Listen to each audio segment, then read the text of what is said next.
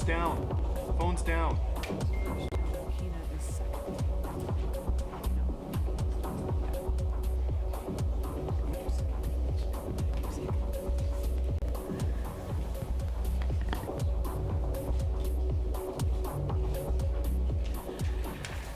Good morning. Welcome to Hub Culture. Welcome to the Ice House. We're delighted to have you here.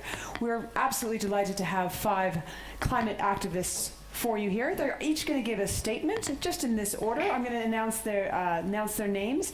Afterwards, we're going to have time for questions. And just so you know, when you address your question, you're addressing it to the entire group, and they're going to decide who will take the question. So, really pleased to introduce in this order, Isabel Axelson, Lucina Till, Vanessa Nakate, Greta Thunberg, Luisa Neubauer. Off to you. We have noticed that throughout the WIF annual meeting that the general focus has not been on finding actual solutions and mitigating the climate crisis, but rather on developing technologies. We cannot rely on technologies that do not yet exist. We must use what we already have. Ceasing the behavior that is causing the emissions is crucial. However, it can only happen if the facts are taken into account. We got the feeling that WEF was closed in a bubble of positivity away from reality. But we are in a crisis. And for as long as we refuse to pop the bubble, we will live in lies and not change the fate of humanity. We need to look at climate justice from every perspective because we all have a story to tell. I'm camping with the Arctic Base Camp and we've been sleeping out in tents. This is to show you that we've left our comfort zones. There is someone from Brazil, someone from China, someone from UK, we have someone from Greenland. We've left our comfort zones to show you that it is time for all of you to leave your comfort zones because it is the uncomfortable things that we'll do that will be able to save the planet. If it's uncomfortable for us to give up the fossil fuels, that will be what will save our planet. You have seen and ignored sufferings of different kinds of people. You've chosen the things to report. But it is time to report stories from every part of the world because people are suffering from every corner of the world. Thank you.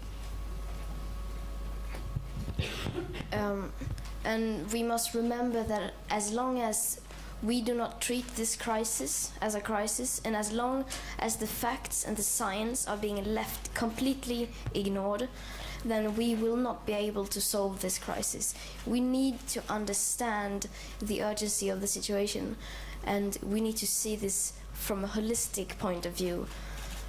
And before we came here, we had a few demands for this WEF. And of course, those demands have been completely ignored, but we expected nothing less. Because as I said, as long as the science is being ignored, as long as the facts are not being taken into account, and as long as the situation is not being treated as a crisis, then world and business leaders can, of course, continue to ignore the situation, and that they don't have to do anything because they are not being held accountable. So what needs to happen next?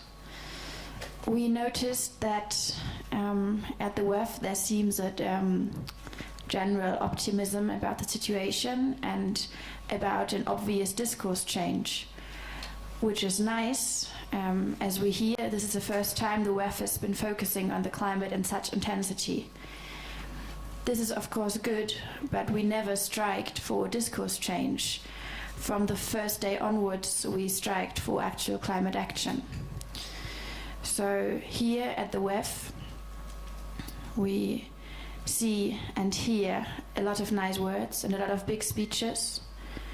And we expect throughout the next days and weeks and months, every single of those ones to be actually turned into action. And we will hold each of those speakers accountable We will watch them and we will ask them to turn their words into action. At the WEF, there are some of the wealthiest and most fortunate companies, investment funds, and individuals assembled on the planet. And it is their money that is fueling this crisis. It is their money that is allowing this crisis to go on and to reach the standards of today. So throughout the year 2020, there needs to be a loud and large shift of all that money away from fossil fuels. This is our only chance to reach the Paris Agreement, to stick to 1.5 degrees, and to make sure that this catastrophe isn't turning into something that we can't even imagine yet. This is one of the many crucial tasks for this year. We are not talking of the far future, we're not talking of 2030, but we're talking of today. Because as the IPCC states very clearly, 2020 is the only year we have left to make sure that we won't cross a 1.5 degree warming target. This is the year this needs to happen, and we intend to demand that urgent action, that needed action throughout this year, as it's the last one for 1.5 that we have according to the IPCC. Just to add, of course, this is not the last year we have. For 1 year. Yeah. It's not the last year for climate action. Please don't write that down. It's we need climate action all the time. It's just the pathways that we are taking right now are deciding about where we can get in the future. So we're going to have 2 microphones roaming. And there's a question here, and then just next to you. And before we answer questions, I'm just going to say that Vanessa and I have the flu, so you will have to excuse our low energy level. Thank you. Kathy Newman, Channel 4 News. Greta, I wondered how it felt to be publicly insulted by the American president and the US Treasury Secretary. What effect does that have on you? Of course, no effect.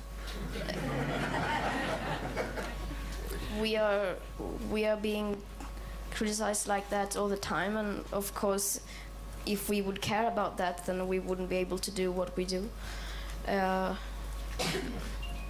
It's water off a duck's back. I'm sorry? It's water off a duck's back. It goes straight over your head. Yeah, of course. I mean, we cannot care about those kinds of things if we have put ourselves in this spotlight, and then we know that, as we said, people do not understand the situation. I mean, the situation is not being treated as the crisis it is, and then of course people will criticize us because we are the ones who are telling this, and basically no one else is telling this. So that's what, of course we will receive these kinds of things. I mean, it's horrible, but what do you others think about that? We know that the task that lies in front of us is quite big, so I think it's in all of our interest to focus on the things that we need to get done, and leave disturbing parts to the side, as we really don't have time or energy or capacity to lose. Russell Lynch from the Daily Telegraph. Greta, given that you said that your demands were completely ignored this week, do you think Davos is actually worth it from the carbon expended to get world leaders here? Before I answer that question, I just want to encourage everyone to not only ask questions to me. I mean, we are not in a position to say whether Davos is good or bad from that perspective. I mean, we just took this opportunity to go here because this is where many world and business leaders are gathered, and we are not in a position to say such a thing. I think that for Davos, it gave us an opportunity to talk about the things that we need and the climate action that we need. The only issue with it is that we keep getting more words and promises and not actions. Yeah. I agree. Greta, my name is Vishnu Shom. I'm with New Delhi Television, India. We are a country of more than 1 billion, and yet climate change is not a political issue in India for any party. It doesn't decide elections. What is your message to various governments in India and the government of India on the importance of climate change for a country with a population of more than 1 billion?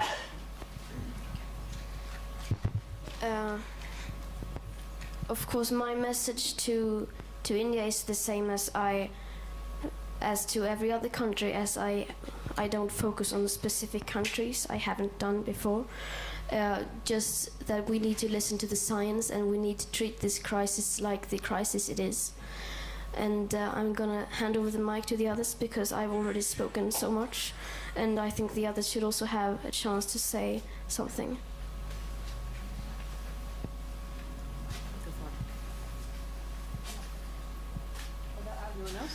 I think that answer said all of it. Okay, just here. Thank you very much. John Defterius with CNN, and this is a question for Greta because it came up during a roundtable I was chairing yesterday. We have a position now that's been declared to get out of fossil fuels. You have a U.S. president who suggests that this is all speculation and alarmist. How do you find the center where we're actually reducing carbon emissions and find compromise?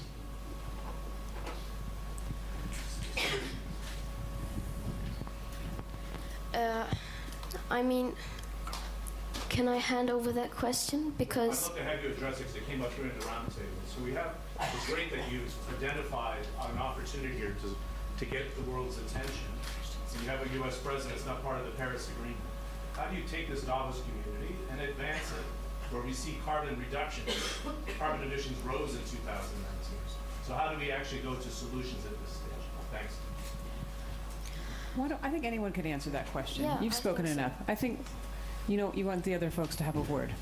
I don't think it should be that difficult to overgo to solutions. At the moment, we're just speaking. I think as soon as the politicians actually listen to what the science is saying and discuss things within themselves and actually take action, write it down on paper and do it, that's all is needed, really. Hi, my question is to Lucina. Hi.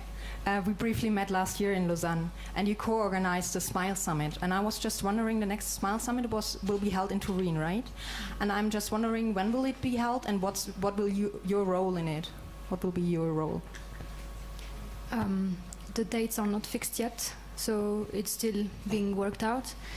I will be a normal participant, and I don't know yet if I will be going, because I also want to give the chance to other people from Switzerland to go.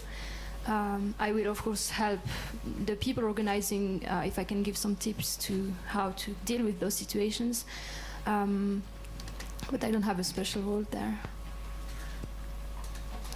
So, Mini Sengupta from the New York Times. Anyone can answer this question. You spoke of holding people accountable over the course of this year. Can you say how you plan to do that, and what exactly do you want them to do? And on what target and what timetable? Of course, I can, in this instance, not speak for everyone and every climate activist for Fridays for Future worldwide. Maybe coming from a German perspective, where we had a very eventful time recently with Siemens, who was building infrastructure for the Adani mine in Australia. And in this context, for instance, we very directly addressed Siemens and their CEO, Joe Kaeser, asking to drop this contract and to not cooperate with the Adani mine project. As we know, if Adani opens as planned, the 2-degree target is in severe danger. So there is no way that all this coal can be mined. We had discussions. I had discussions with Joe Kaiser. We were protesting in front of Siemens company locations across the country in Germany, and we plan to speak at the AGM of Siemens in Munich in February. And I believe the fact that Joe Kaiser and us met and that actually there has been a discussion on the involvement of Siemens in the Adani mine kind of speaks for the fact that at least there was some pressure built up on Siemens. And obviously we won't give up on that. Lucy White from the Daily Mail. Thank you all for speaking. And it strikes me that a lot of the people behind this event and a lot of people who are participating in this event are wealthy, powerful men. Why do you think it is that it is taking a young panel like yourself to actually get them to listen to these problems? And do you also think that you actually are being listened to, or do you think that they're sort of seeing you as a novelty that is good to listen to, but they're not actually going to take in anything that you say? One thing I'm sure of is that they are listening to us. They listen to us, but they either choose to ignore or to do something about the demands that we are requesting for. And for the business leaders and the people in power, they have the authority and all the guts to save us from this planet. So we've done all we've had to do, but it's all up to them. But one thing I'm sure of is that they're listening to us. If they don't act, it's because they're ignoring it. Yeah. Yes, Guy Rolnick from The Marker. Do you think after you visited Davos here in the last few days that actually business people are the wrong audience and we shouldn't wait for them to do anything voluntarily, and the real audience is only the politicians, perhaps captured by those business people?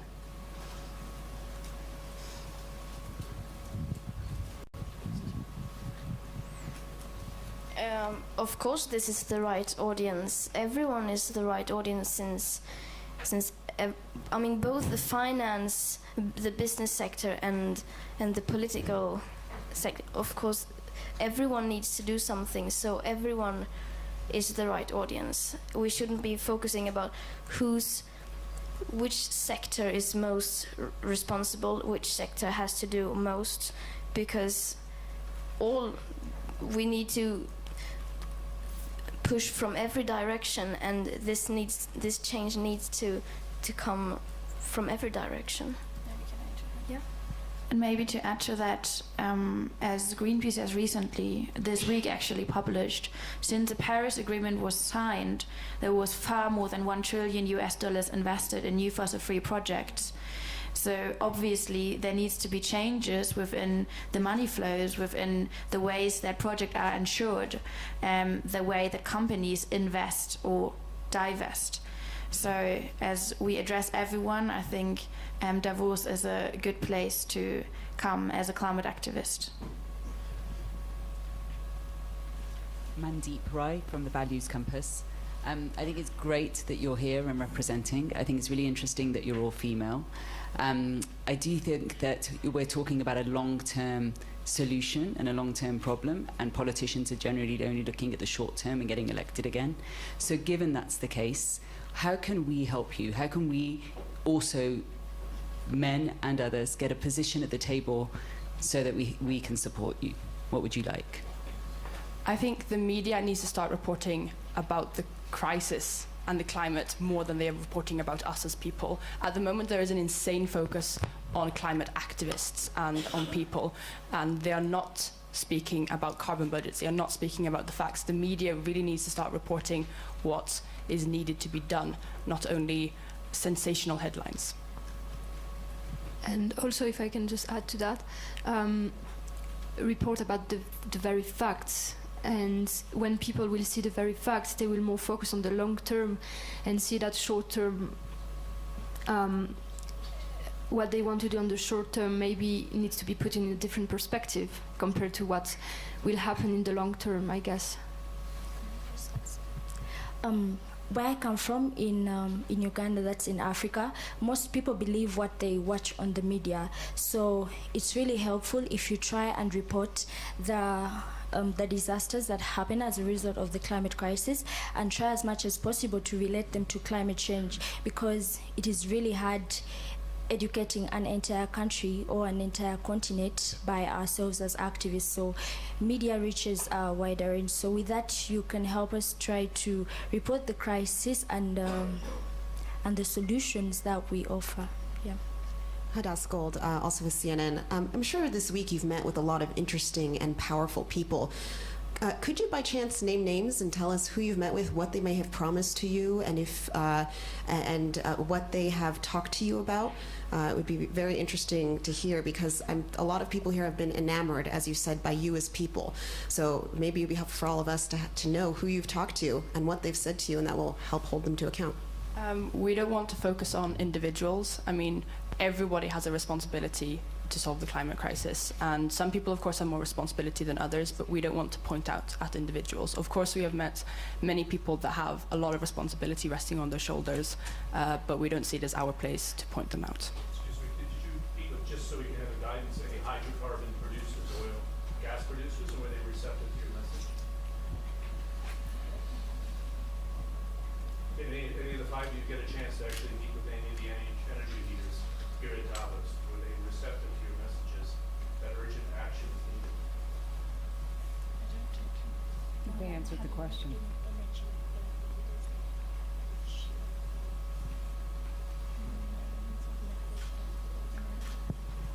I had a meeting with Joe Kaiser. That's not an energy producer, though. It's, of course, as you know. He is an energy producer, but is there, I think we're trying to find out, did you have any other meetings with the energy leaders who actually control the investments, so we can find out if they're receptive to your message? Well, maybe so much on that. I don't think there has been a lack on reporting about the fact that Greta and other climate activists are at Davos, and on the reporting side. And I am pretty confident that those energy leaders here at Davos are well aware that there are climate activists like us who pound out at the science. And in their position, they surely have access to the best available science, just like many others do. And I'm optimistic that if they wanted to, they could inform themselves about the science there is and about the action that needs to be taken. Hi, this question is for everyone. Can you talk a little bit about how social media has affected this movement, and do you think that it's helping the cause here?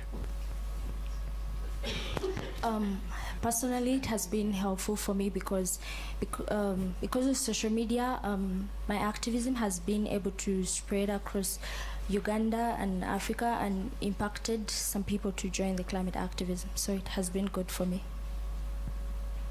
It definitely helped to spread the word. Yeah, I think one of the reasons why I think Fridays for Future and the climate strike movement has become so big is because we have access to control our own media and to control how we get our voices out in a way that future generations have not. So I think it has been a very important tool in how we have mobilized. We have 2 minutes left. One question here. Thank you. I want to thank you all for being here and for your speaking about... I'm Lynette Walworth. I'm an artist from Australia. Yeah. Do you have a question? I have a question. I wonder if you can speak to the loss of 1 billion animals in these most recent fires in Australia and the message around present over future thinking in terms of climate.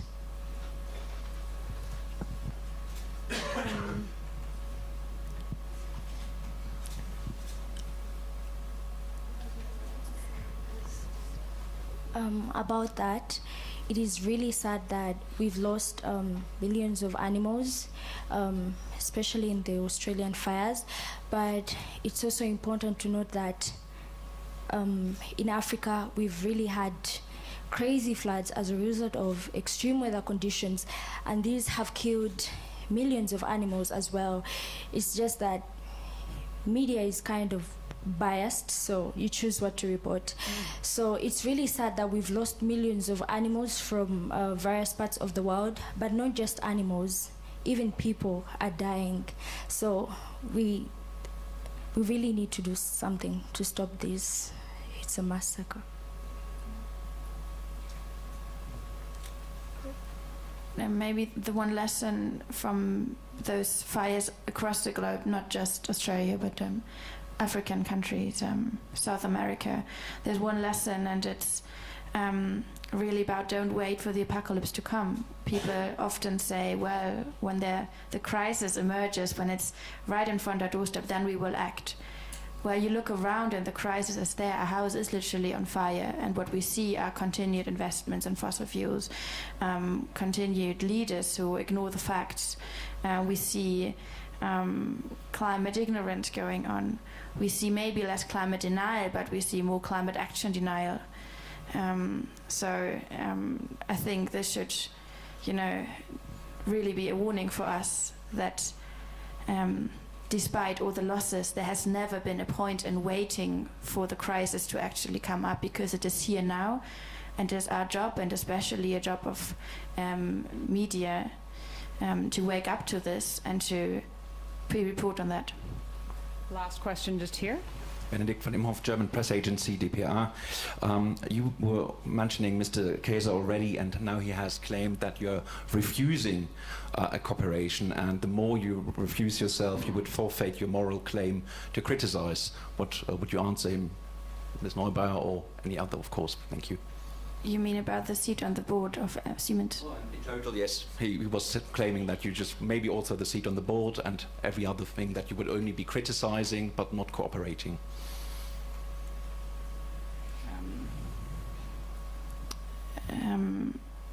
I feel as a climate activist who fights for a future and for the Paris Agreement, it is part of the job description to hold people like Joe Kayser and many others, not just him, accountable.